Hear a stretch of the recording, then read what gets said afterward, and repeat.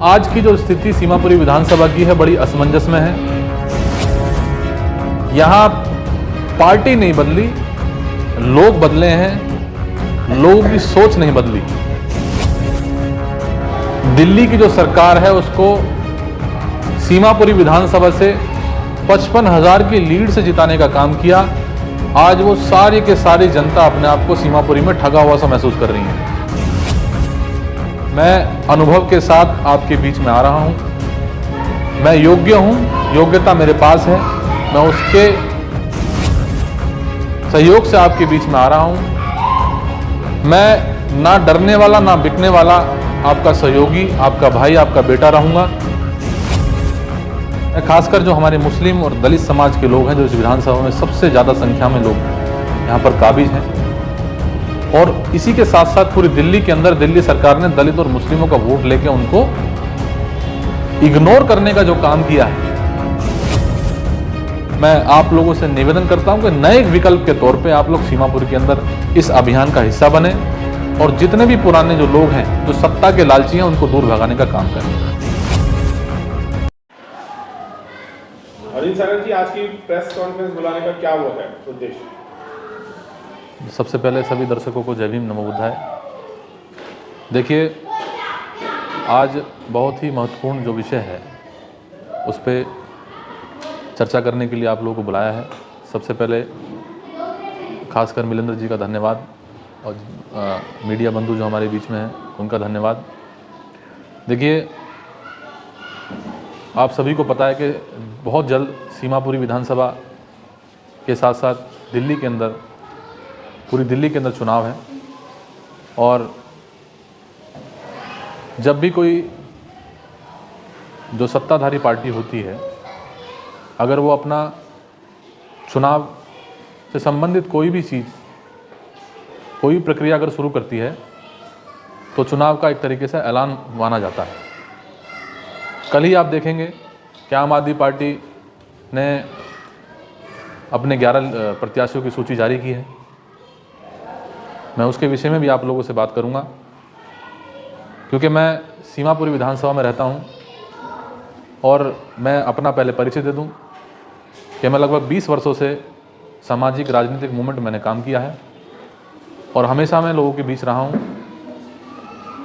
और इसी के साथ साथ सीमापुरी विधानसभा से मैं आने वाले जो विधानसभा चुनाव हैं उसकी मैं तैयारी भी समाज के द्वारा, समाज के आह्वान पे, और जो जिम्मेदारी बनती है मेरी, मैं सभी अपने परिवार और साथी जो मिशन से जुड़े हुए हैं उनके आह्वान पे मैं तैयारी भी कर रहा हूँ।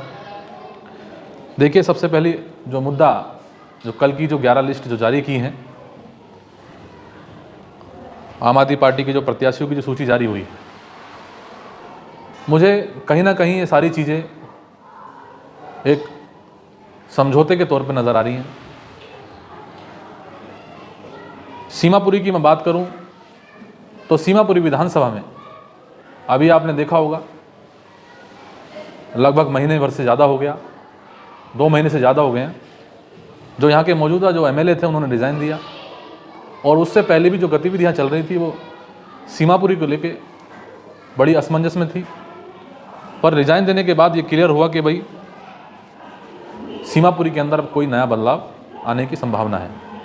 तो मैं इस कड़ी में बस यही मैं कहना चाहता हूँ, जितने भी प्रत्याशी की लिस्ट जारी की है, उसके बाद जो आम आदमी पार्टी की सरकार है उसके जो वोटर हैं, जो सीमापुरी में रहते हैं, जिन्होंने उनके कहे हुए अनुसार जो मुद्दे थे, जिनको उन्होंने जनहित के कार्यों को गिना के जो सरकार ने वोट लेने का काम किया और सरकार बनाने का काम किया, जो भी जन कल्याणकारी मुद्दे गिना के जो सरकार ने जो वोट लेने का काम किया है, तो आज की जो स्थिति सीमापुरी विधानसभा की है बड़ी असमंजस में है।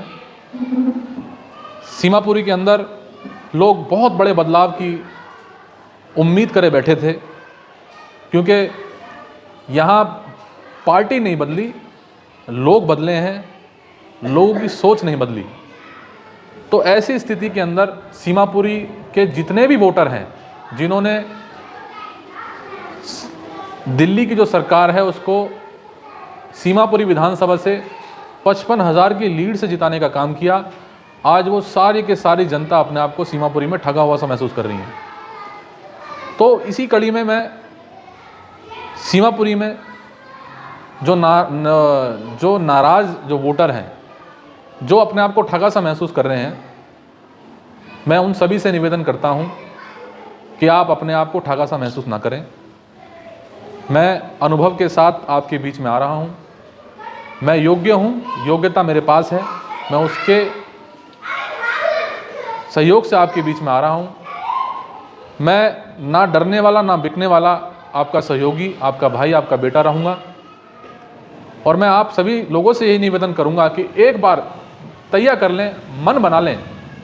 मैंने अभी आप जो सीमापुरी से जो आवाज़ जो बन के आ रही है, उस आवाज़ का भी एक नारा हम लोगों ने दिया है, जो लगातार एक ही आदमी को रिपीट करते चले जा रहे हैं।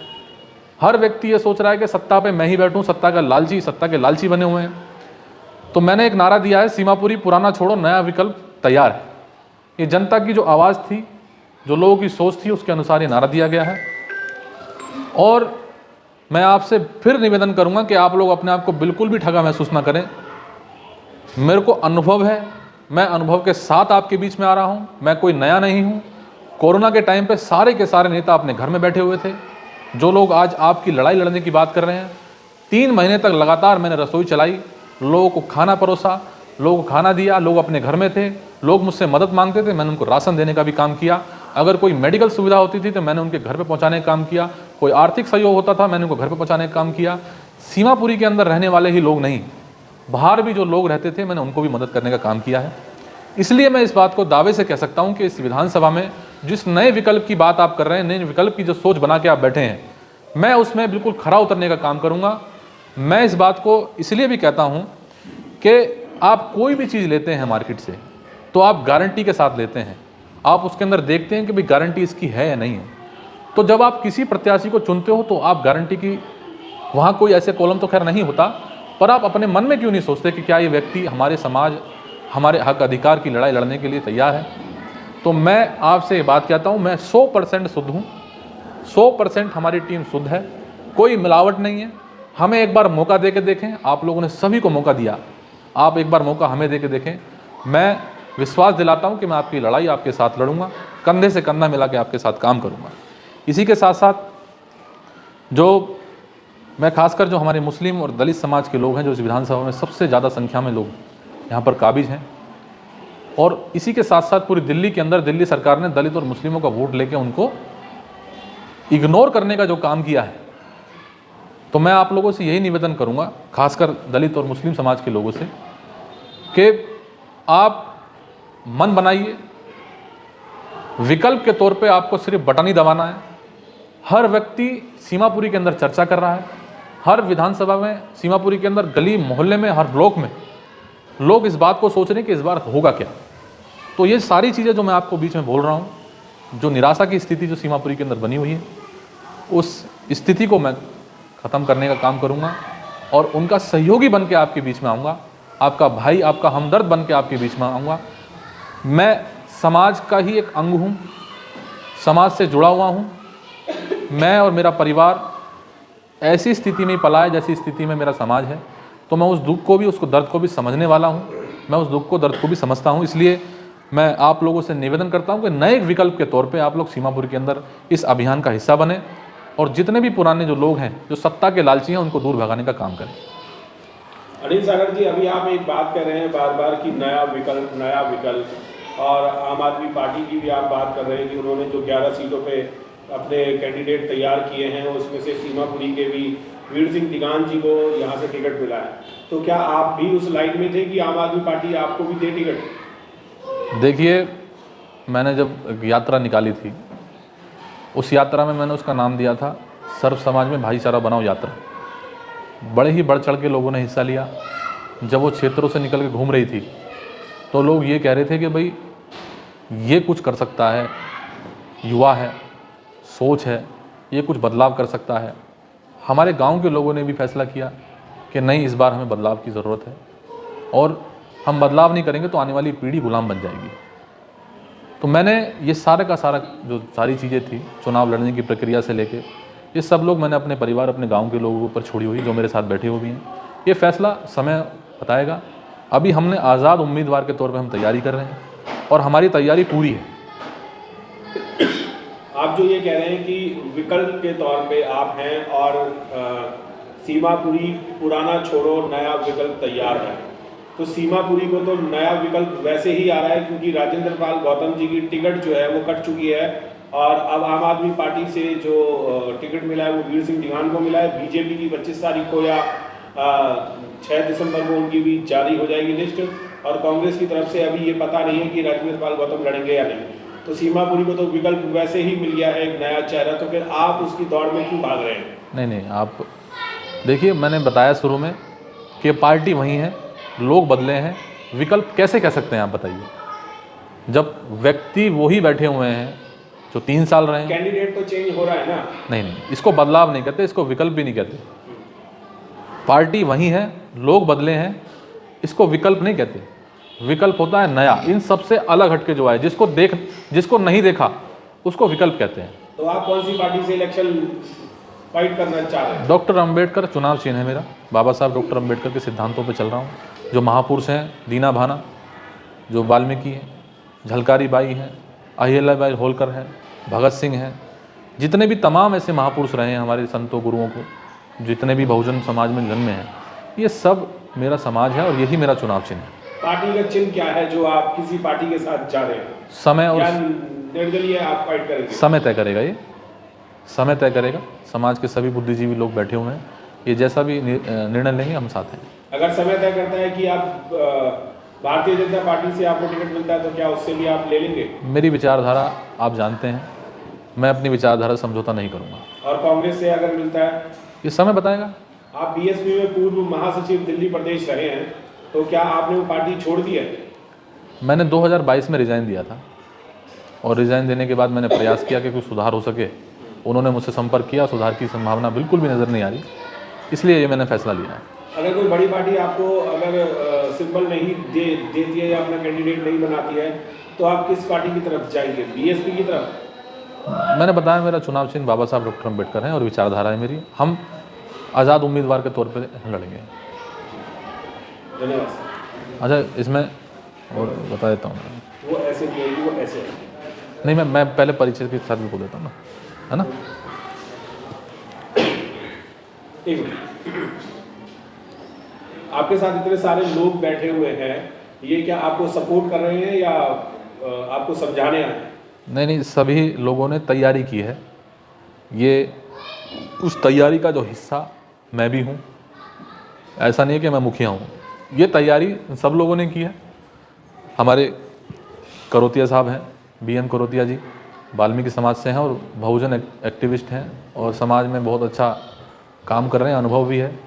मौलाना नसीम फारूकी जी हैं, मुस्लिम समाज से हमारे बीच में हैं और हमारी सोसाइटी के SC/ST वेलफेयर सोसाइटी के जो अध्यक्ष हैं करण सिंह जी हमारे बीच में बैठे हुए हैं।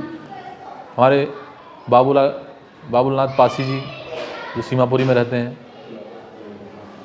और इधर राम सिंह करोतिया जी, ये मुख्य लोग ऐसे हैं। ब्रिजमोहन अंकल जी हमारे पीछे बैठे हैं, प्रेम सिंह गौतम जी हैं, ये मुख्य लोग ऐसे हैं, गौतम जी, और ये सभी लोग ऐसे हैं जिन लोगों ने इस कारवां को आगे बढ़ाने का काम किया और मैं उसका हिस्सा हूँ सिर्फ। और वाल्मीकि समाज के लोग बैठे हैं हमारे बीच में, हमारे साथ उनका सभी का मुस्लिम समाज से लोग बैठे हुए हैं।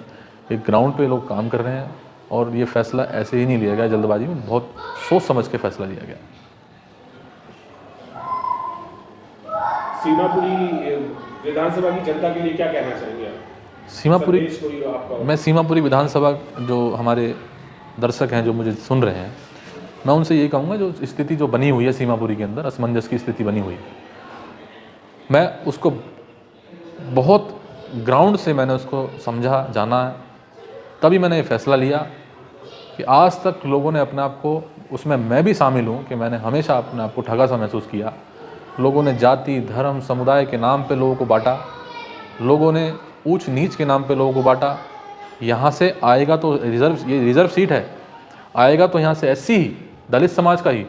पर जितने भी हमारे दर्शक देख रहे हैं, आप उसमें देखना, जिताना उसको जो सैद्धांतिक हो, जिसके पास अनुभव हो, और जो आपके लंबे समय तक आपके बीच में काम कर सके, जो आपके बीच में टिका रहे।